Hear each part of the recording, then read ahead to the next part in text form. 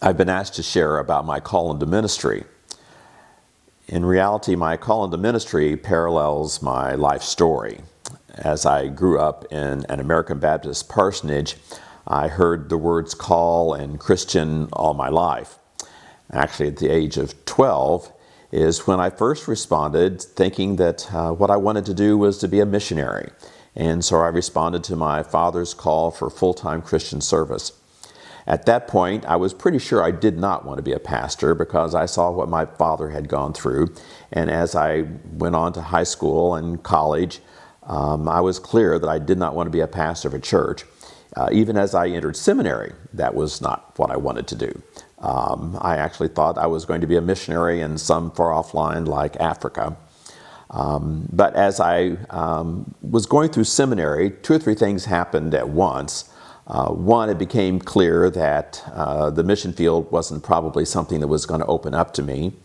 It was very clear that at that point I had become United Methodist, and the United Methodist Church was encouraging me and supporting me to be a pastor in a local church. At the same time, I was struggling with my own personal identity. I had a pretty clear understanding that I was gay at that time, and knew that at that point, about the time when the church first voted that homosexuality was not compatible with Christian teaching, I had some choices to make about my career. I knew two or three things for sure. One, I felt called by God to be in ministry. I also had a real strong desire to be a father, to have children. And it seemed to me the only option I had at that point, and in the early 70s it was about the only option, was to get married. I'd met a woman, and we had talked about my dilemma, and she understood that, and we thought we could make a go of it. And so I got married actually the same week I was ordained deacon, a matter of a few days apart. And so I began my journey of being a pastor of a church, understanding my sexuality, and yet being married. For many years, that really wasn't an issue, for I felt like I had found a solution to putting all the pieces together. And as I began to have children, as I began to serve in the church, I was able to do all the things I felt called to do. As I went through my career, it became increasingly clear that the part of me that was gay was not going to go away, was an important part of who I was, and that continuing down the path of being married and being in the closet was neither serving me nor was it serving the church. So in 2000, as I was in the process of coming out, I actually retired from the church. I knew that there wasn't a place for me as an out gay pastor, and so I chose then to do consulting work. I was still married at the time. We had gone through years of marital counseling. We finally decided that that wasn't in either one of our best interests, and so I came out more, both to my kids, got a divorce, and served the church in other ways. In 2005, I was then called to work at a theological seminary. At that point, I was delighted to actually work full-time in a church-related position at a place where I could be out and open about who I was. And so I began working at a Christian Theological Seminary in Indianapolis, Indiana, working in both field education and also teaching in the Christian ministries field. So for 6 years, that's what I did. I taught. I served churches by providing student interns to churches of all denominations, and was able to have a role in helping students as they discerned their call and understanding what God wanted them to do in their life.